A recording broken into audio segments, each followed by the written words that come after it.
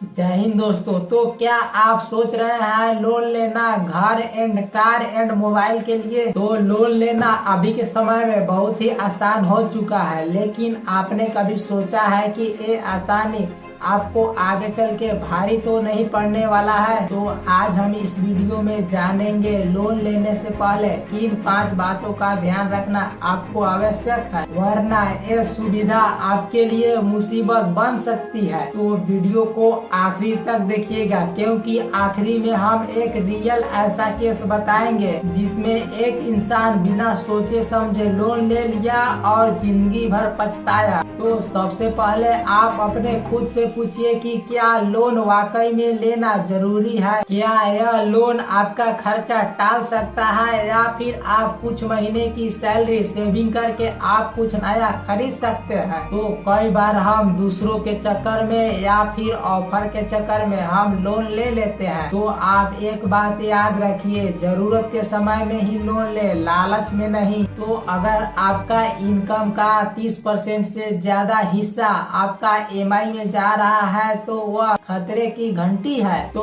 बेफजूल खर्चे और medical emergency और नौकरी छूटने पर आप फंस सकते हैं। तो आप हमेशा ऐसा लोन ले जिसका EMI आपका इनकम से 20 से 25% से ज्यादा न हो। तो कई बार बैंक और एप्स ऐसे लुभावने ऑफर देते हैं, तो जैसे में 0 इंटरेस्ट, उसके बाद नो डॉक्यूमेंट, ये सब आपको लुभावने ऑफर देते हैं। तो इसके टर्म कंडीशंस आपको पढ़ना बहुत ही आवश्यक है। तो कुछ छुपे चार्जेस होते हैं, जैसे कि प्रोसेसिंग फी और पेमेंट चार्ज और इंश्योरेंस एड ऑन। तो इन सब का जोड़ मिला करके आपको बहुत ही ज्यादा महंगा पड़ सकता है। तो लोन लेना बहुत ही ज्यादा आसान है, लेकिन समय पर उसका किस्ती चुकाना बहुत ही ज्यादा जिम्मेदारी वाला काम है। तो क्या आपका इनकम स्थिर है और आप 6 से 12 महीने में आप जॉब अपना बदलना चाह रहे हैं? तो आप कोशिश कीजिए कि इमरजेंसी फंड पहले से ही जमा करके रखना चाहिए। कम से कम 3 से 6 महीने का EMI जमा करके रखना चाहिए। तो कई बार हम भावनाओं में बह करके लोन ले लेते हैं, जैसे कि बच्चों का फरमाइश और ब्याह शादी में दिखावा करना और दूसरा किसी को देख करके कंपटीशन करना। तो लोन लेना एक बोझ है, और इसे तभी ले जब आप इसे चुकाने की क्षमता रखते हो। तो मैं अपने गांव का एक लड़के का हाल बताता हूँ, जिसका नाम नीतीश था।